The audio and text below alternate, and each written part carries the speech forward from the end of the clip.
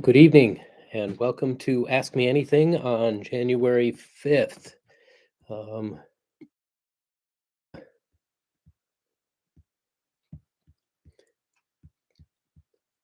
Excellent. Things are going very well. Thank you. Um, my question is, can you hear me? If you can, please put something in the chat.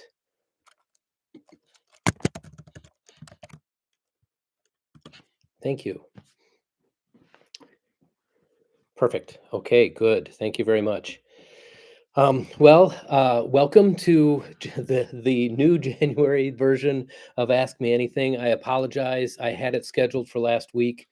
I ended up having a death in the family over the holidays here in the States. Thank you. And so I I needed to travel to a different part of the country to help my family through that process. It was very sad, but like most things like that, it was both bittersweet. Our family got together. We had a lot of fun reminiscing, and it ended up being very good things. So thank you very much for your sympathy, and thank you very much for your understanding and flexibility, being able to change from last week on Monday to this week. So hopefully the wait will have been worth it. Um, but what I want to do is I just want to share my screen first here. Let's see if I can get that done. Um,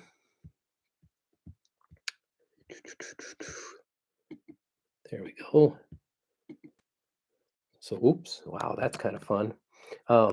So we'll share my screen and go to my Ask Me Anything slides. Again, welcome. And the whole premise, in case this is your first time here, the whole premise for Ask Me Anything is exactly what it sounds like. If you have questions, if you could please either put them in the chat, or I also have the link that came out with the email, and the link allows you to ask questions beforehand. We do have several questions for this one, but before we do, I do want to jump in and just ask, has anyone recently passed their written test? Or has anyone had their first solo cross country? Or has anyone passed a check ride recently? If so, if you could just put that in the screen, uh, then what I would like to do is I would like to help you celebrate, because those are all tremendous accomplishments. So again, if you've passed your written test, if you've recently soloed, or if you have passed a check ride. And if you haven't done any of that, it looks like we've got 15 people signed up or are online at the time.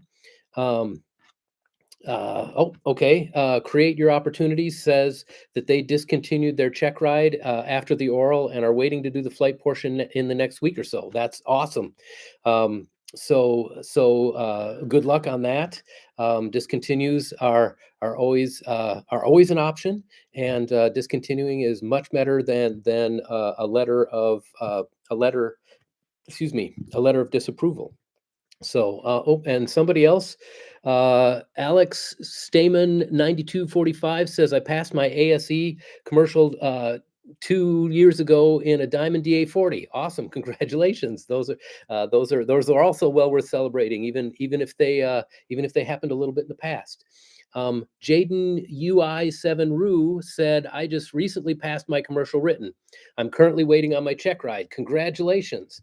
And Mike Coffee 10 waves and says, hello, everybody. So for the people who are celebrating new or current check ride or written test passes, can everybody put some kind of congratulations in the text in the comments section below, whether that be congrats, whether that be a thumbs up signal, or whatever the case may be. If you can share the love and comment on your fellow journeyers who have made accomplishments. So congratulations to you. This is very exciting, and this is kind of why we're here, is to help each other, support each other with whatever they're doing, to answer questions that might be nagging people, and to help us move forward to all of our dreams of becoming pilots and staying in the air as much as we can.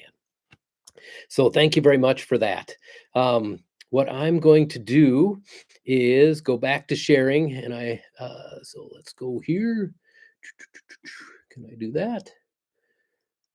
Yes. Okay, so perfect. The next thing that I'm going to do is I want to jump in and answer some questions first. If you do have questions, like I said, please put them in the comment section, and um, I will try and answer them as quickly as I can.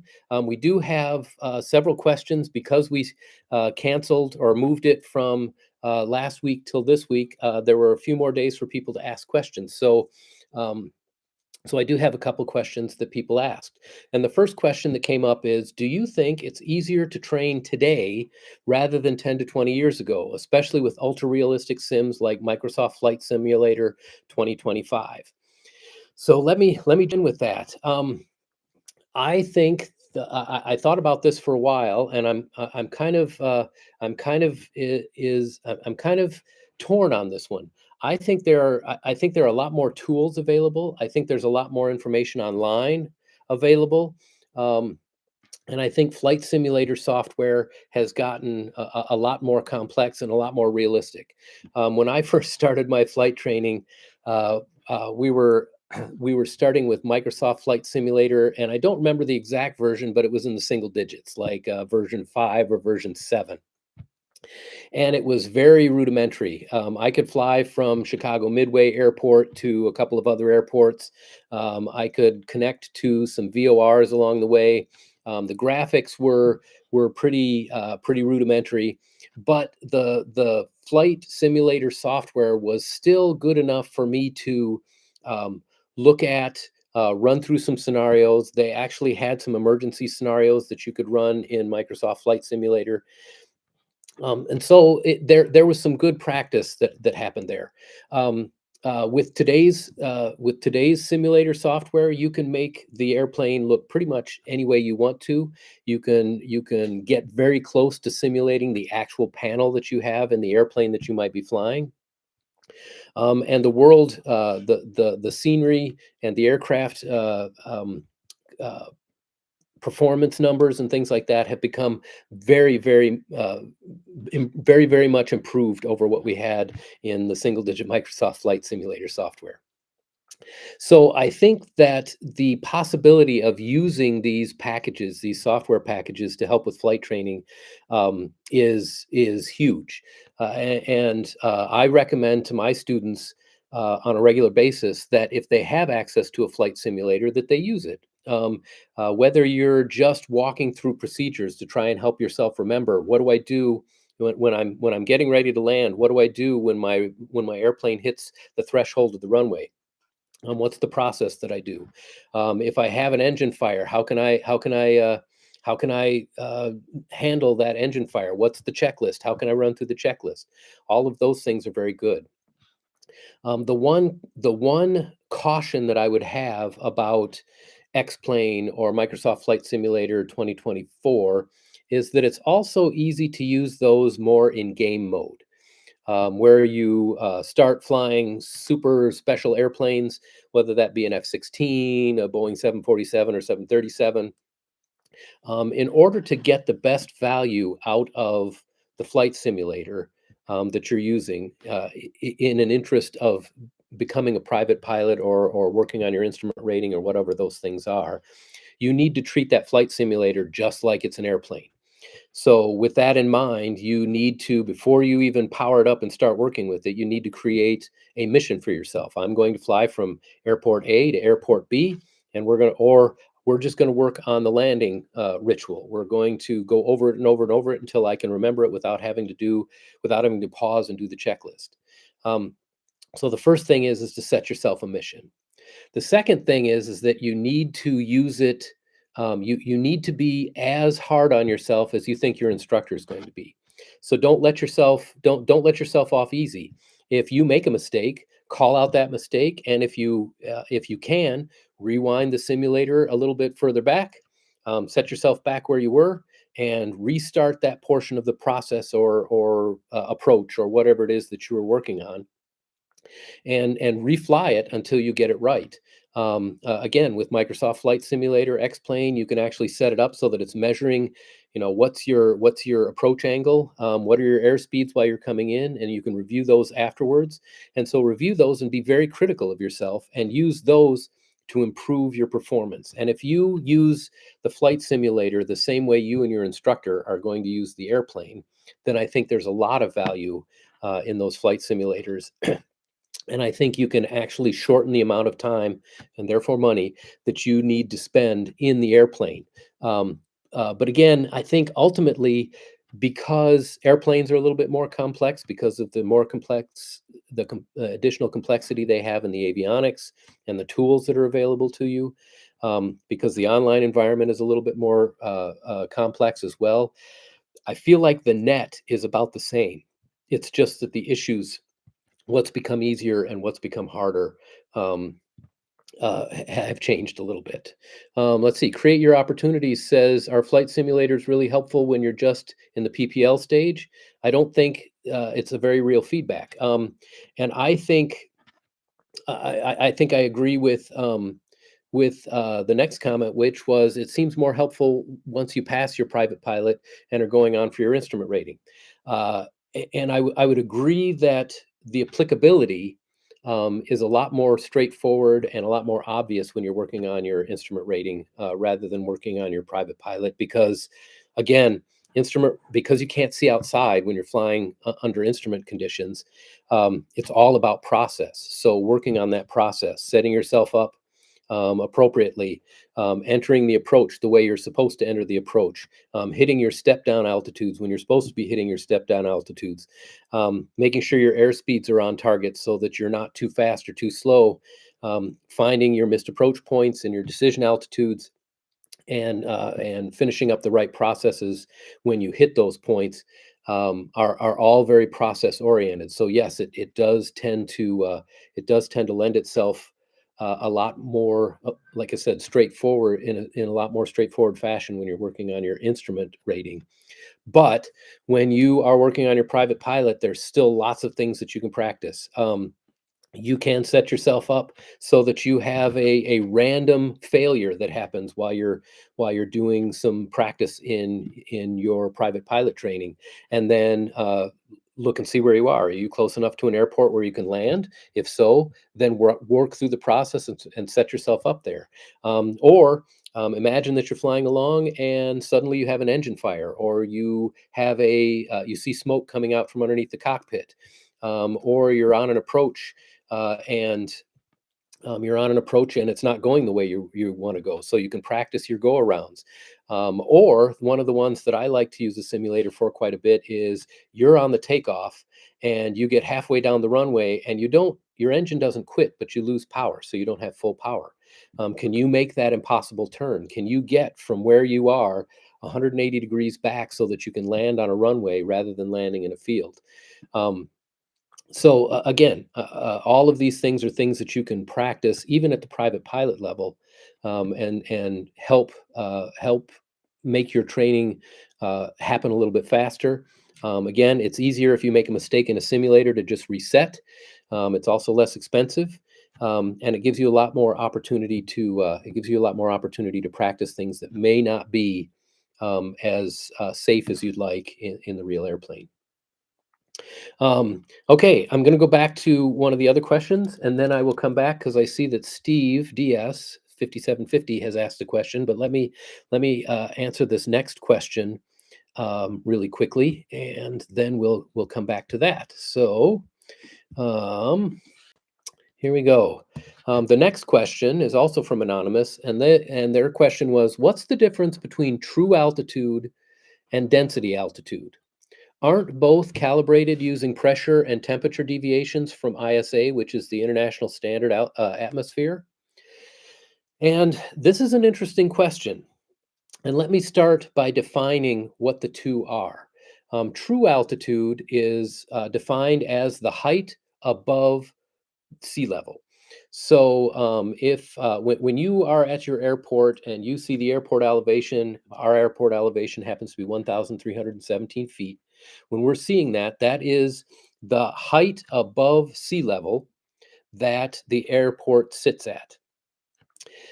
And so, true altitude is really there to help you avoid running into other airplanes, to help you to help keep you from running into ground obstacles, and those kinds of things. Density altitude is actually it's actually a manufactured or calculated altitude. The definition of density altitude is pressure altitude corrected for non-standard temperature. When you are looking at density altitude, the first thing you're going to do is you're going to go from um, you're going to uh, set in you're going to set if you're calculating density altitude based on what you're seeing on your altimeter in your airplane, you're going to reset your altimeter from whatever it was to 29.92. Once you've set that to 29.92, then you're going to get a number, and that altitude is going to be quote unquote the height above the datum plane, because again, this is a calculated value. And then what you're going to do is you're going to take the deviation from the international standard atmosphere, and you're going to calculate what density altitude is. Now, that calculated density altitude is not used for obstruction clearance or anything like that. That density altitude value is really used to help calculate performance of the aircraft, because it's how high the airplane's mechanical features think they are above the ground. Again, the difference between density altitude and true altitude, we often hear, well, I need to find out what ISA is because the higher I get and the colder it gets, I'm going to need to do some calculations to figure out what true altitude is. Where that comes from is it's actually very difficult to determine true altitude in an airplane. What we do in the airplane is we actually look at the altimeter, and that altimeter is showing what we call indicated altitude.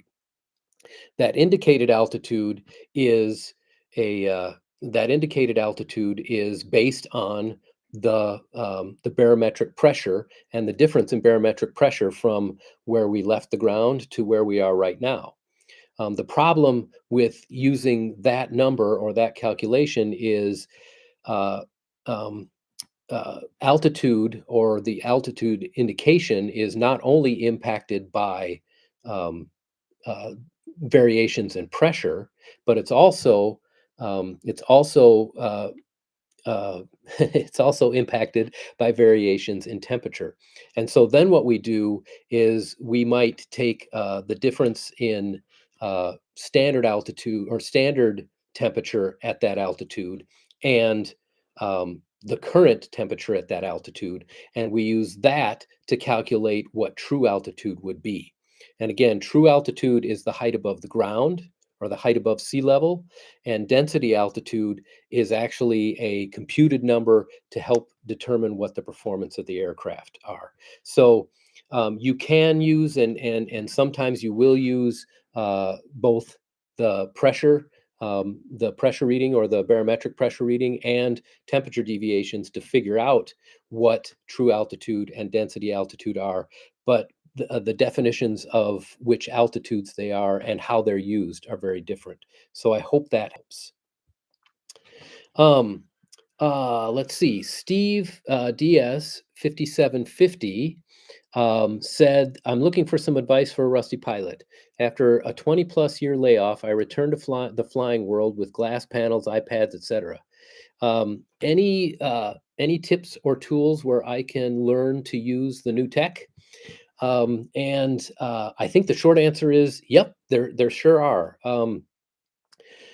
Depending on what equipment is in your cockpit, there are a lot of tools that are available to help you get better at them.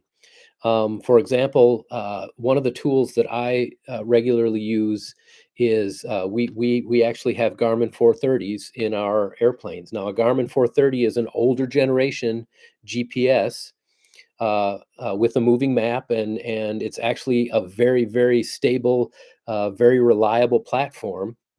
And learning the buttonology. How do I change the frequencies in the radio? How do I change the com or the nav frequencies if I'm using VOR or ILS or any of the other navigation, radio navigation tools. So you can actually go to Garmin.com and download if you are using a PC. Unfortunately, I have not found a simulator for the Macintosh, but you can download a PC version of the Garmin 430 slash Garmin 530 simulator, and you launch it on your PC. And then you can use that to press the different buttons. You can use that to enter a flight plan. You can use that to cancel a flight plan. You can use it to walk through all of the different pages and all of the different chapters that you can address using the FMS knob. Essentially, you can work through and get a very good feel for how to operate that Garmin 430 just by using that simulator. In addition to that, let's say that you are not a Garmin person and your airplane has Avidyne equipment in there as well. If you have an iPad or an Android tablet, you can download a very similar simulator for the Avidyne equipment, and install it and use it on your tablet. I've actually used that to become much more familiar with the Avidyne 430. And the Avidyne 530 replacements, because we've had some customers that have decided that they wanted to upgrade their equipment, but they wanted to go a different route than Garmin. So Avidyne also um, has very similar simulators that can be used. Those can be downloaded because they're tablet tools.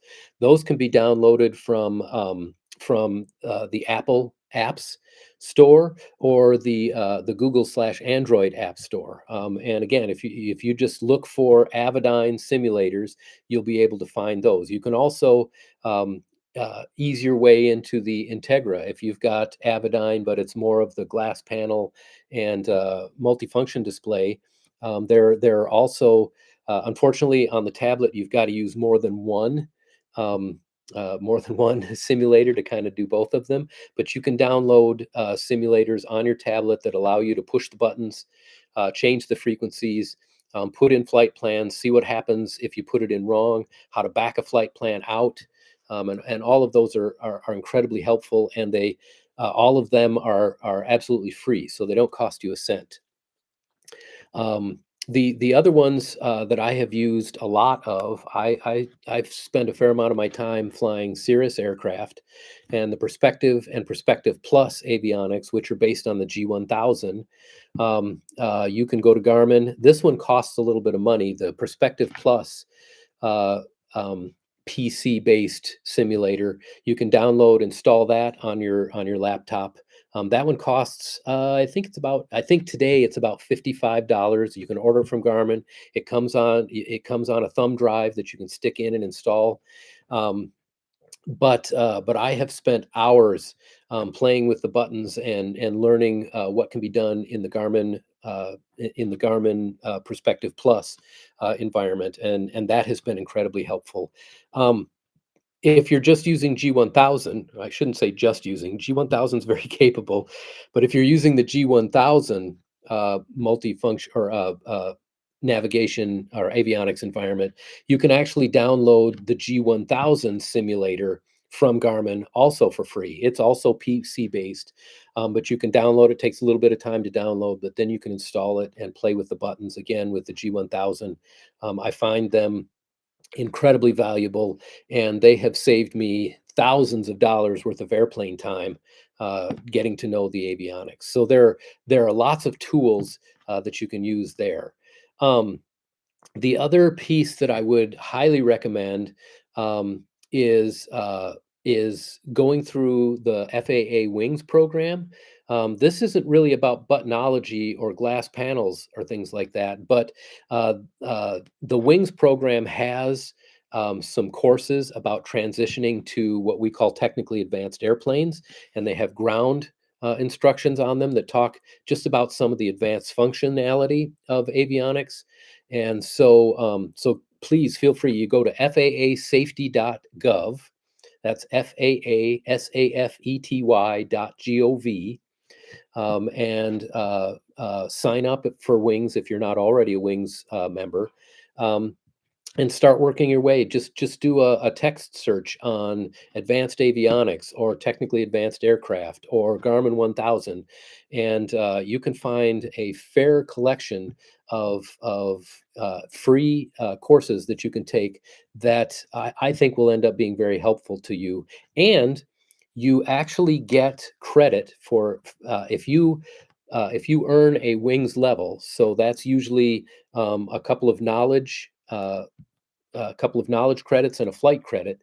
If you earn a wings level, that actually counts towards your flight review.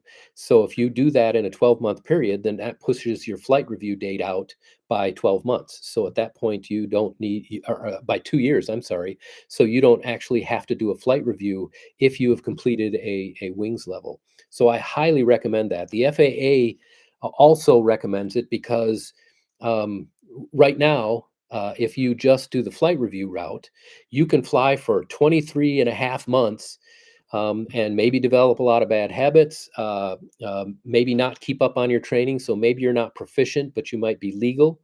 And then you fly with an instructor, so an hour or so of ground and an hour or so of flight, and they sign you off and you're good for another 24 months. While that's relatively effective, the FAA really believes that continuous training is much more effective. And so they highly encourage people to participate in the Wings program. Again, most of the stuff that you'll find there is free. And once you complete a Wings level, it actually counts as your flight review, and you'll be good for another 24 months. So Steve, hopefully one of those things will be helpful. And again, thank you very much for the question. And if there are other questions about that, please, uh, please, please feel free to ask again. I just saw what I was giggling about is I just saw Eric's O2 UK. I started flight training in 1990 or 1983, so I'm feeling attacked by that question. Haha. I thought that was awesome. Yeah, I started training. Oh shoot. I started training a little later than that. I think I started training in 1990. It's still a while ago. So it was 1995, 98, somewhere around there. So, but yes, yes, some of us have got we're not old. We have a lot of experience. So so thumbs up to you, Eric. Thank you for the comment. I am going to move on to the next question. So let's move on to the next question, and that is. Um, Eric asked this question, and the question is broadly, what's the best way to start researching and preparing to take on your instrument rating instruction? Eric is a plus or minus 200-hour private pilot wanting an instrument rating, but doesn't necessarily see himself doing a lot of IFR flying. He's interested more so that he can become a better pilot. A CFI once told him the PPL teaches you to fly a plane, the instrument rating teaches you to be a pilot. And he'll add, he's 59 years young. Yay. Congratulations, Eric. That's awesome. So you're an adult learner, and it's very unlikely that you'll be chasing an airline career, although the precision of a commercial certificate one day is appealing to you. So, first of all, I want to say congratulations and thumbs up. Being interested in your instrument rating and/or advanced training after that is awesome. The best thing that we can do as pilots is to put it in our heads that aviation is a continuous learning activity. The minute you stop learning is the minute that you should probably hang up your pilot certificate and not get in an airplane as a pilot again. It's too complex. There are too many moving parts. And a lot of the skills are perishable. So if you're not using them regularly, you will lose them. And right now, I have almost 4,000 hours of flight time, which is a lot, but it's not a tremendous amount. There are lots of instructors that have more time than I do. There are lots of professional pilots who have tens of thousands of more hours than I do. Um, but the reason I brought that up is because even with 4,000 hours, if I've not been in the airplane for several days, getting back in the airplane, I notice that there are things that I don't do as well as I had been if when I was flying regularly. And this time of year in the upper Midwest where I am, it's sometimes hard to keep those skills up. In the Minnesota area, this entire week is expected to be low IFR. We have this scuddy fog that's been hanging over our airport for the last 2 days, and looks like it's going to be there for the rest of the week. So, from my perspective, what I end up doing is I spend a fair amount of time in simulators working on my instrument currency to make sure I keep it. I also sit down and chair fly just to try and keep my skills sharp. But again, before I get too far afield, I just wanted to say congratulations and thank you for wanting to take that next step. Um, I think that I think that most people use their instrument rating exactly the same way that you are planning to do it. The best, especially in the airplanes we fly, um, single engine, 4 seat airplanes or 2 seat airplanes, or whatever the case may be, even if it's a 6 or 7 seat airplane. Um, our airplanes are capable, but they are not airline capable. The airplanes that we fly are not all weather airplanes. We can be grounded by significant winds. We can be grounded by storms that airlines fly around or over the top of because they've got better performance. We can get grounded by ice, and this time of year, usually if there's clouds, there's ice in those clouds. So we can be grounded for a lot of different reasons. I think what most people use their instrument rating for, they may have a few flights that are more than this, but what most people use their instrument rating for is they look at the weather, and there's an overcast layer over the airport they want to leave, and maybe there's another overcast layer over the airport that they want to go to. And so they use that instrument rating to take off, fly through the clouds and get on top, and then they fly VFR most of the way, if not all of the way, to their destination, and then maybe they do an instrument approach. And usually, most of the pilots I know, they've set their personal minimums at an overcast layer of 800 feet or above, because they don't want to do an instrument approach to minimums because they just don't fly often enough to be practiced at that. And there is absolutely nothing wrong with that. I completely agree with your CFI friend that said you really become a pilot when you start looking at your instrument training. So, what can you do to help prepare yourself for that instrument training?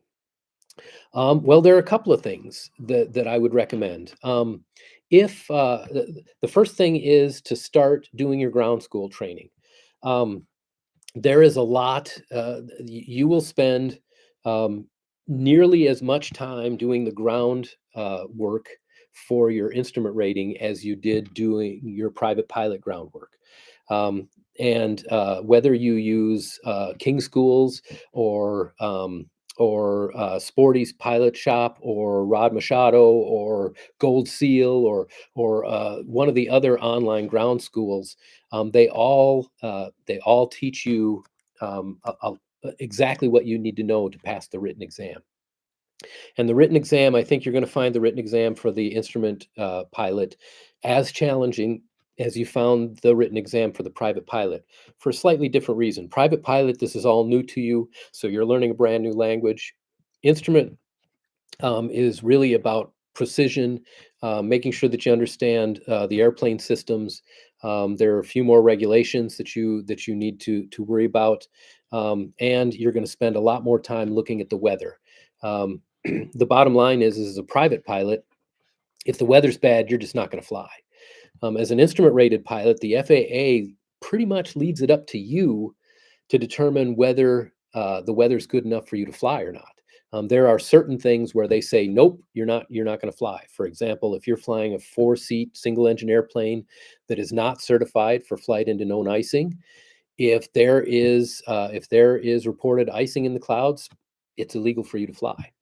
Um, but the cloud clearance and visibility, there are some solid minimums that you have to abide by, but otherwise, you can it's your choice about whether the visibility is good enough for you to fly in, and you have to be careful about those things.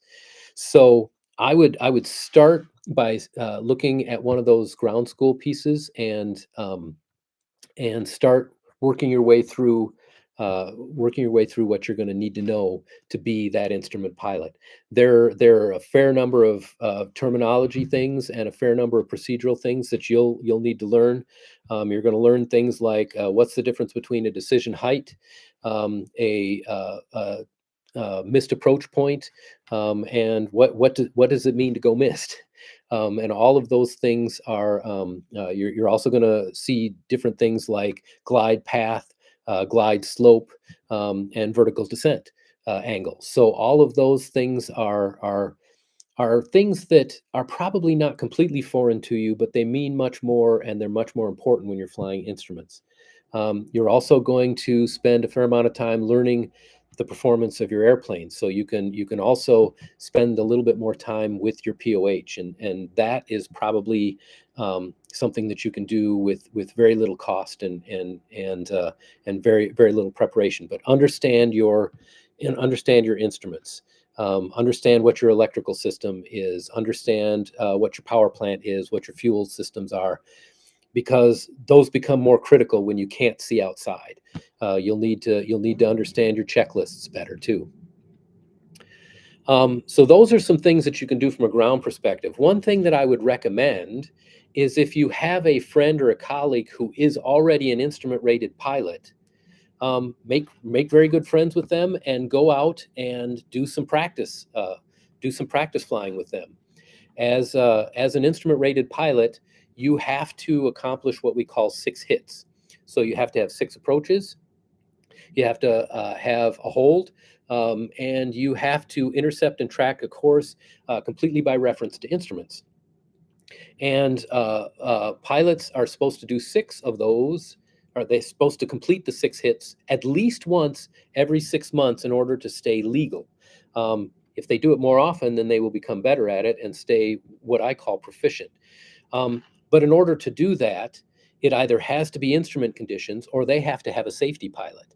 Now, you as a private pilot, as long as you're capable of landing that airplane and flying that airplane, you can be their safety pilot, which means you're going to sit there and you're going to be their eyes and their ears, make sure that they're avoiding traffic and obstacles while they're flying and doing their instrument practice. I learned a ton by being a safety pilot for various instrument rated pilots. I learned what the process was. I learned how it fits together. Excuse me. And it made the training, once I started the training, make a whole lot more sense. Sorry, I'm gonna mute myself for just a second.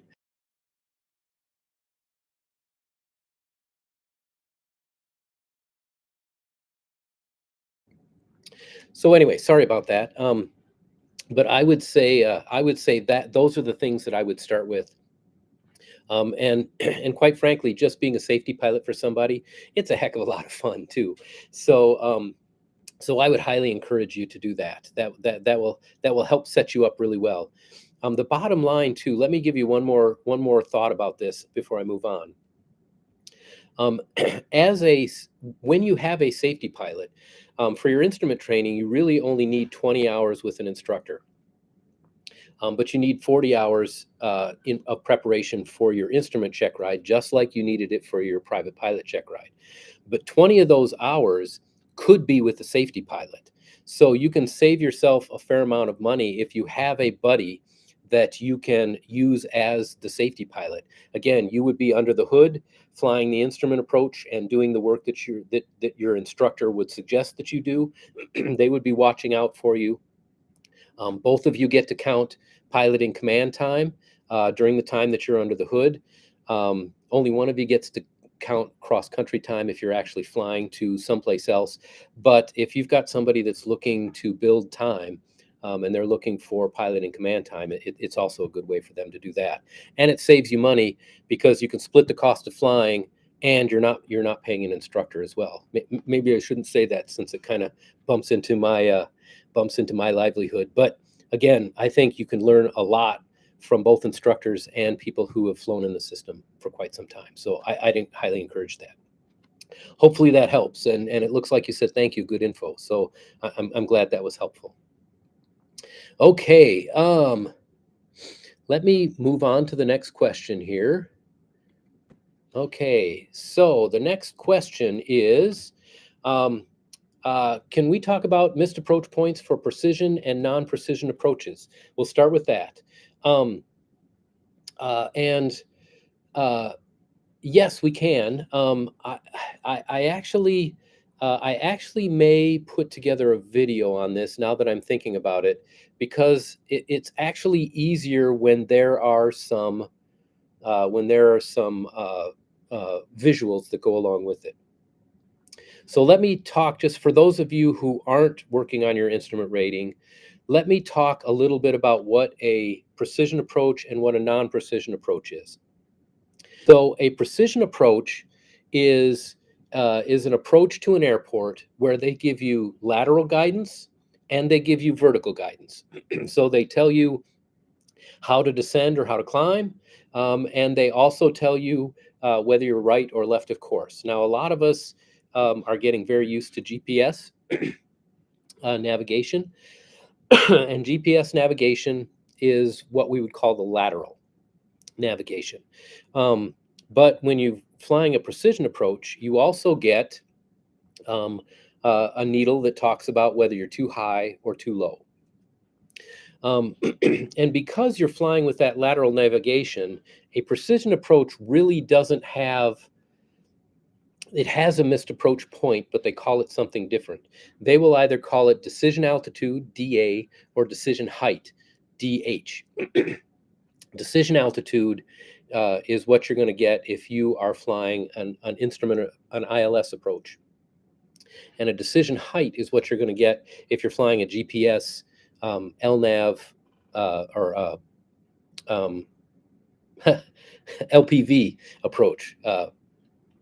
And the LPV approach isn't really considered a precision approach by the FAA yet, but they allow it to be substituted for a precision approach when you're doing your check ride. And again, the reason for that is you're coming in and you're being shown whether you're left or right of course, and you're being shown whether you're high or low of course. And so if you're flying that vertical and horizontal guidance, and your needles are crossed the way they're supposed to be, when you hit a certain altitude, you know that you are a certain distance away from the airport. You know that you're a certain distance above the ground, and when you hit that decision altitude, you have to go missed. No questions about it. So that's the missed approach point on a precision approach. On a non-precision approach, you're given the lateral guidance, so side to side, left or right, but you're not given any vertical guidance. In fact, what you're given a set of altitudes that you can't go below. So when you start your approach, you're given an initial approach fix or an initial approach altitude, and then you may get several step down altitudes, and then you're given something called the MDA, or minimum descent altitude. That minimum descent altitude is the lowest you can go until you can see the runway environment. And if you get to your missed approach point, which is actually either a defined time from the final approach fix, or if you're using a GPS, it can actually be a waypoint that you're going to cross that's on the GPS. But once you hit that missed approach point, you have to go missed if you haven't seen the runway environment. But the difference between a decision altitude is, remember, on the decision altitude, you're getting that vertical guidance. On a non-precision approach, you can, once you hit the waypoint that's got a minimum altitude on it, if the next altitude has a lower altitude, you can descend to that lower altitude right away. We'd recommend that you not go too fast, because you might blow through that secondary altitude. But once you cross the altitude limitation here, you can descend down to that next altitude limitation at whatever whatever vertical descent you feel is safe. And then once you hit that minimum descent altitude, you can actually fly at that minimum descent altitude all the way until you hit that missed approach point, which again, depending on the type of approach, is either a certain amount of time from when you cross the final approach fix, or a GPS or other marker. It could be a radio marker like an outer marker beacon, or whatever. But once you hit that waypoint, whether it be time-based or electronically found, you have to go missed if you don't see it. So again, one of them's giving you both vertical and lateral guidance. The missed approach point on a non-precision approach is all about you staying at the minimum descent altitude until you reach that missed approach point, at which case then you have to go missed. Again, I think I'll explain that in a video, just because I think the visuals would help more. Me going like this hopefully helped a little bit, but it's not it's probably not as clear as I could make it if I put it into a video. So hopefully that helped. So thank you very much for the question. Um, let's move on to the next question because I just looked and the time is getting away from me. It's moving much faster than I thought. Is can I use a simulator to complete 50 hours of cross country flight training since regulations only require 10 hours of flight time in an actual aircraft? And the short, quick answer is no.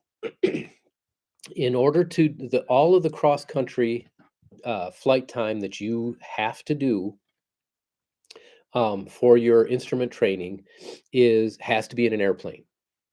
The 10 hours of flight time in an actual aircraft is talking about uh, the time that you're actually training for your instrument rating. And the reason they put it that way is because there are various types of aircraft that can be used for an instrument rating. You could have a multi-engine aircraft, you could have a single engine aircraft, you could have a helicopter or a rotorcraft. Your instrument rating, the rules that you use for those are going to be very similar regardless of which of those types, which of those categories of airplanes or aircraft that you're flying. But when you're doing your instrument training, 10 hours of that instrument training needs to be in the actual aircraft that you will be using for your instrument training. All of your cross country needs to be done in an airplane going from one airport to the next, and they have to be at least 51 nautical miles distant. So you take off from one airport, you've got to go at least 51 nautical miles. There are a couple of longer cross countries that you need to do for your instrument training. And those are actually spelled out in the flight experience that you need to have. But again, the short answer is you would need to do the time in the airplane. Now, let me back up a second because there are different levels of flight simulator. If you are using a full motion flight simulator, what the FAA calls a FSSS, that is actually designated to be the equivalent of an airplane. It is realistic enough to where you can practice landings. It's realistic enough to where you can do every flight maneuver in there that you could in an airplane. Um, very few flight schools that I know have FSSs. um, a lot of them have what we call advanced or aviation training devices, whether that be a basic aviation training device or an advanced aviation training device, and there's some differences between those. But a BATD or an AATD can be used for up to 20 hours, I believe. I'll have to double check that, but I think it can be used for up to 20 hours of the time that you need to accomplish your instrument training. But none of it is the cross country pieces. It's all practicing instrument approaches, practicing timed turns, those kinds of things can be done in an AATD or a BATD, but they can't be. The cross country all has to be done as PIC, and it all has to be done in an airplane. So hopefully that helps. Now, the other thing that I will mention is those are the rules in the United States. If you are outside the United States, the rules may be a little bit different. So if you want some additional help interpreting that, let me know, and we'll see if I can help interpret that if it's not in the United States. But hopefully that helps. Okay, next questions. The next question is, I will be doing a challenge flight with A2A simulations Flying the same aircraft for a year now, how do I interpret Hobbs and tack meters into layman's terms like hours and minutes? The Hobbs meter says 26246, and the tack reads 0008. When I flew with my father, I never worried about Hobbs, etc. Uh, I let him worry about the math, but I helped with the radios and looked out for traffic, and even flew the airplane. So I think if you're looking at the number on the Hobbs meter usually is a set of numbers and then a tenth. So it wouldn't be 26246. It would be 2624.6. Um, and what that means is the last digit on there, that point six, would be 6 tenths of an hour. So if you were reading the Hobbs, it would mean that's 2,624 hours and 6 tenths of an hour. And 6 tenths of an hour is 1 tenth of an hour is 6 minutes. Because again, an hour is 60 minutes. So you take 1 tenth of that, and that's 6 minutes. So at that point, again, it would be hours. The first four digits would be hours, and then the last digit would be tenths of an hour, or tenths of an hour. Yeah, I'm sorry, I said tenths of a minute before. The tack would be exactly the same thing. In this case, it would be 0 hours, so there's probably a new tachometer in this airplane, and then it would be 0000 hours, and then 8 tenths of an hour. Because again, and that would be 40 minutes because it would be 8 times 6. Because again, a tenth of an hour is 6 minutes. So hopefully that helps. So the way you'd read the tack and the Hobbs is they're just they're just counting down, and they're counting in tenths of an hour. So again, take that last digit and that last digit. Some older tachometers do actually have a tenth digit and a 100th of an hour digit.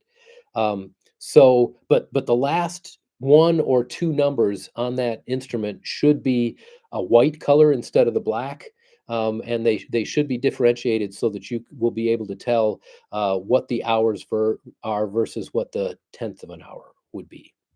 And so hope that helps. Um, anyway, I hope that helps. Let's see, what is the next question? Okay. Um, oops.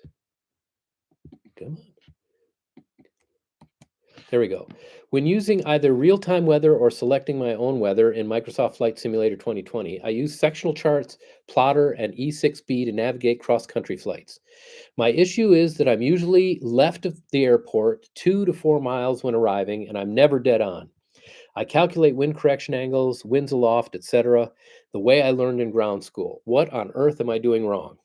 Well, let's see. There may be a couple of things that you're doing wrong, and I don't know that I would say you're doing them wrong.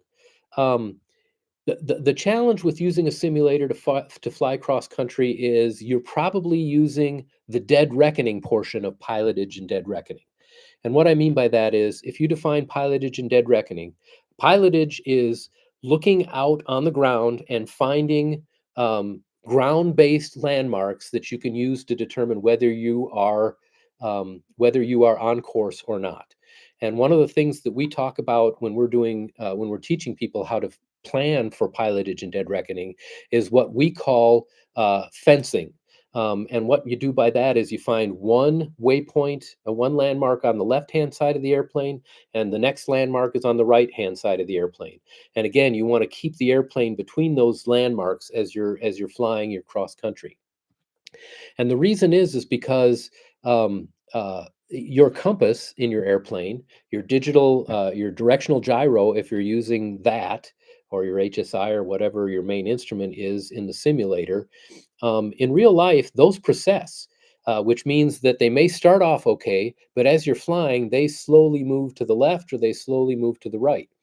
And so they are decent instruments to work with, but they need regular updating against your magnetic compass when you're flying straight and level. Because if you remember from your ground school, the only time the magnetic compass is accurate is when you're flying straight and level. So regularly, you would need to coordinate your directional gyro and your magnetic compass to make sure that those are staying the way they are. And then the other piece um, is you need to use both pilotage and dead reckoning. So you're going to use dead reckoning to figure out what direction to point the nose of the airplane, but then you're going to also be looking for those waypoints, and you want to put those waypoints close enough together to where you're not off course by a whole bunch if you find that you're a little off course. Because again, in simulator world, it may be a little different, but oftentimes the wind is not exactly what you plan for it to be. It may be a little more, it may be a little less.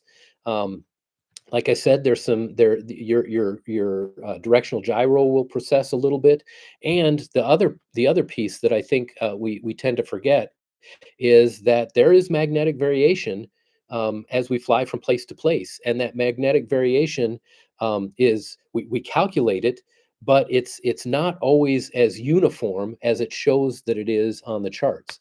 So again, you're going to be a little bit off either to the left or the right, and that's why we add the pilotage piece to it, so that you can make little corrections as you're going from place to place. And I would recommend doing the same thing in flight simulator. If you're using the most realistic scenery, then you should be able to also find ground points and use those ground points to make mid-flight corrections to help get yourself closer. I will say that unless you're flying GPS point to point, you're probably going to be a little off to the left or the right, east or west, north or south, whatever, but you're not going to be dead smack dab on, just because unfortunately that's not how pilotage and dead reckoning works. We make a lot of little small corrections, and then a lot of times you'll see the airport and you're like, aha, there's the airport. So then you point the airplane right to it, regardless of whether you look like you were a little bit off or a little bit left. So we're regularly looking out the airplane and trying to make those corrections based on what we're seeing on the ground. So hopefully that helps. And if it doesn't, please feel free to take a look at it and ask the question a different way. So um, anyway, so hi, and somebody else said not nearly enough laughs and chuckles. I agree. I apologize. So, but anyway, so thank you for that question, and like I said, hopefully it helps. Let's get to the next question really quickly because I'd like to try and get these as I can. Um, Let's see. Pre-flight planning and in-flight planning. How do I best determine what altitudes the various cloud layers begin and end? Because I need to determine if I can safely fly in between cloud layers. This is a really good question. It's a question that I think has been beating up on pilots for a very long time. And we do have some pretty good tools that can help with this. So let's see if I can let's see if I can share a different screen here that might help. I'm going to apologize for the wacky view here for a second, because you're going to see us into infinity. But if I go to this is the graphical um, the aviationweather.gov tools.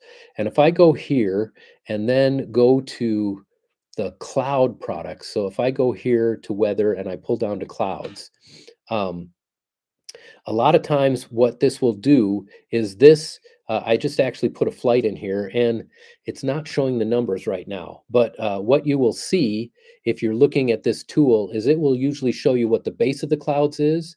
um, if there's a top of a layer, it'll show you what that top layer is, and then it will show you what the next layer is. So for example, I believe this one said bases at 3,500, tops at 5,000, and then clear above, or CLABV, which meant that once you get above the 5,000, it's going to be clear indefinitely. If you're looking at the dark blue, I believe it said bases were at 3,500. tops were at 4,500. Then another layer was at 25,000, and then beyond that, clear above. So again, this tool will give you some idea of where the clouds are. Now, this is a calculated forecast. It's not an observation. So again, it's going to give you some ideas, but it until you're actually up there, unless you've seen a pilot report, where the pilot reports also, they tend to ask for bases and tops, or layers as they're going through it. So if you see a good, fairly recent pilot report during your weather briefing, that can also be very helpful to determine what altitude you might want to fly to make sure that you're staying out of the clouds. ForeFlight also has a tool, and I unfortunately I can't show it on this screen. But ForeFlight, if you've done, and Garmin Pilot has a very similar tool, but once you do your flight planning, you can actually go into Profile View, and in Profile View, it shows where the cloud layers are, or where the cloud layers are expected to be, and so you can also use that to help yourself determine how high should I fly, how low should I fly, can I fly in between two layers of clouds?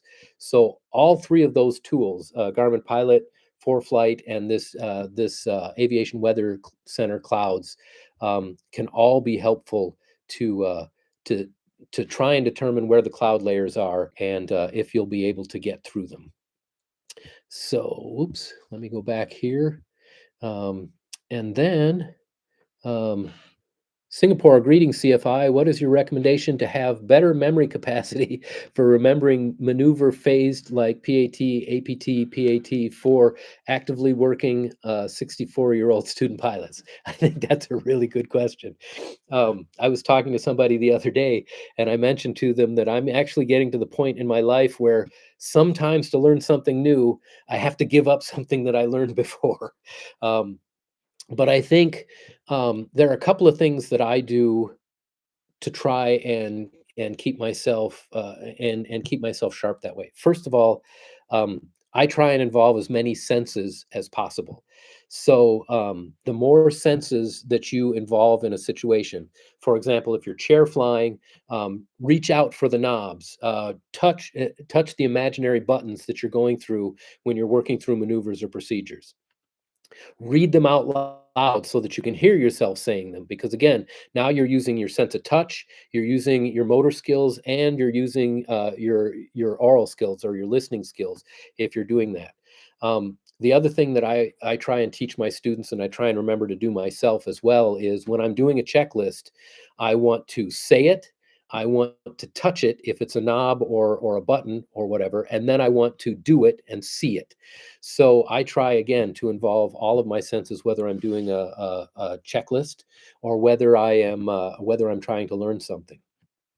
The other thing that I will do to try and help myself remember these things is I will create what I call an audio flashcard, and I will also create a verbal flashcard. Now, the verbal flashcard will say something like, um, what are the what's the 5-step process for this maneuver? And then I will list them. And then when I'm practicing, I'll go up, I'll read the question, I'll try and remember the answers, I'll flip the card over, and hopefully I got them right. So and I think most people are familiar with flashcards. So hopefully that would help. Um, and then the last thing that I do is I also create audio flashcards, because I spend a fair amount of time in the car. I actually live 35 minutes from the airport, so round trip I've got almost 70 minutes of time where I'm in the car. And what I do with the audio flashcards is exactly the same way. I will ask a question, I will leave a space to provide the answer, and then I will read out loud the answer. So then when I'm listening to it in the car, it might say, what are the 5 steps for this maneuver process? Pause. And while during that pause, I try and remember what those are, and I try and state them as fast as possible. And then it will then give me the answer. So I have an opportunity to try and guess what the answer is. And then I also have a chance to hear what the real answer is. So, so hopefully those two things help. The other thing that I do find is that the more I exercise my mind to learn new things, the easier it is to continue learning new things. One of the For a while when I was working on my master's degree, I could learn things very fast. And then when I finished my master's degree and wasn't studying regularly, it was really hard for me to get back into the habit.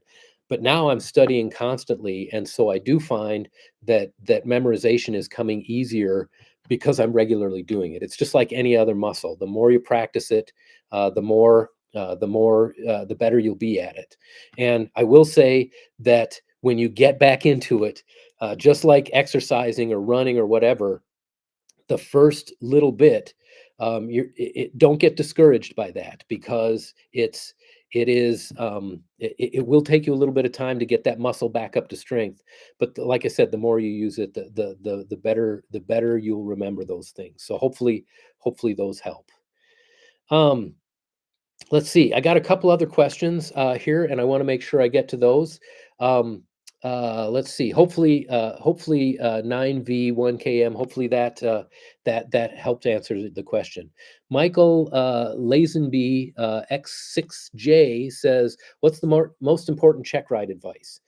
Um, and wow, the most important check ride advice. I would say from my perspective, the most important check ride advice, if I had to give only one thing, is to treat it like a job interview.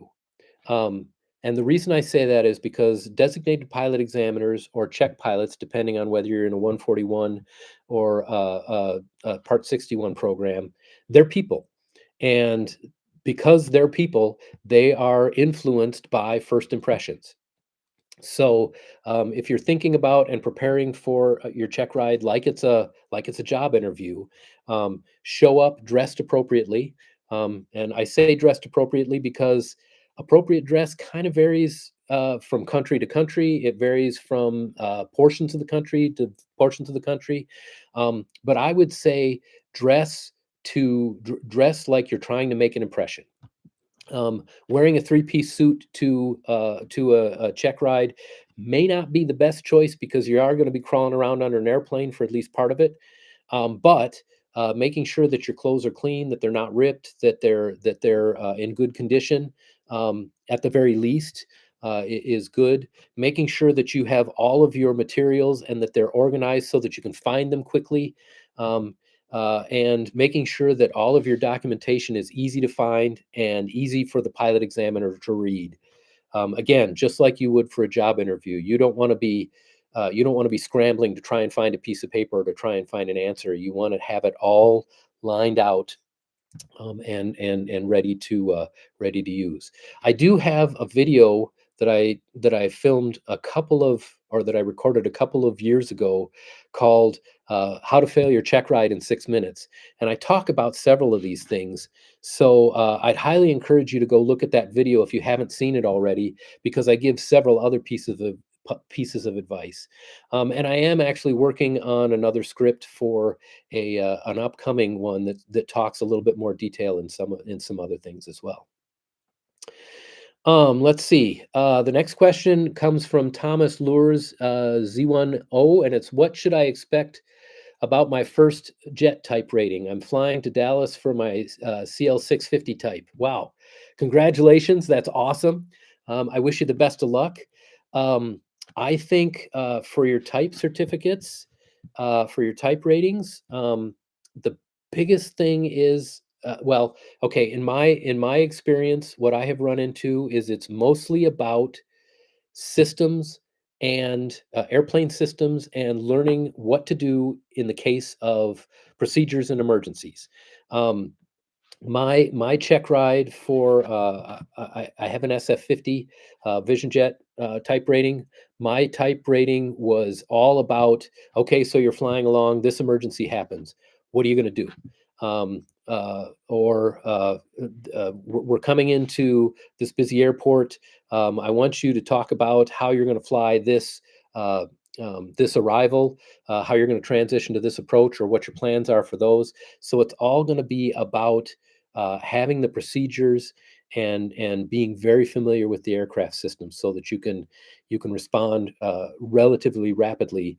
Again, I think one of the things that I struggled with during my type certification check ride was um, that they would throw an emergency at me, and then they would sit there and tap their fingers on the desk because time is of the essence. It's an emergency, so they want to know that you know the systems, and you've got to know your memory items so that you can give yourself a chance to bring out the checklist when there's more to it than that.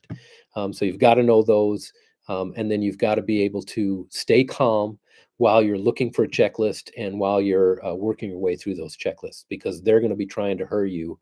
And and then just do what you've done. If you're on your way down for the type rating, they're going to give you the training that you need for that ride.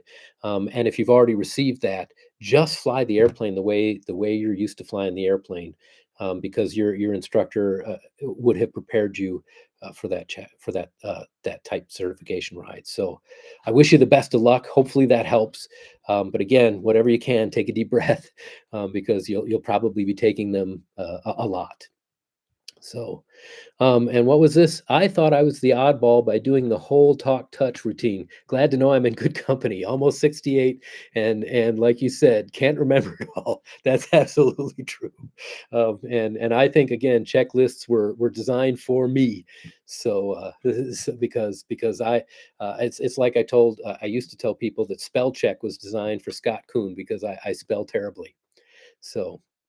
Anyway, Michael Lazenby X6J says, "Thank you, Scott. I appreciate it. I'll check out the video as well." And Thomas Lures Z10 says, "Thanks, Scott. Really helpful." So that's really what I have tonight. I really appreciate all of you. I really appreciate all of you being here, all of your participation, all of your comments. Hopefully I didn't miss any of the questions that came in. Again, I appreciate them. I'll look through the questions that were submitted. If I didn't get to your question tonight, because I missed it, I will. I keep a list of all of the questions that are submitted online. So I will, if I didn't answer it tonight, I will put it in the queue to do it the third week in January. So I did move this one out a week, but I still plan on doing January's official Ask Me Anything at the last Monday of the month. So be on the lookout for that. Again, thank you very much for your participation. If you could give yourself a round of applause. These go by, from my perspective, these go by really, really fast because you all have wonderful questions, and there's a lot of good interaction in the comments section. So thank you very much. So okay, so for tonight, I think we're going to sign off. And again, I appreciate all your participation, and I can't wait to see you on the last Monday of January. Thank you very much, and have a good night.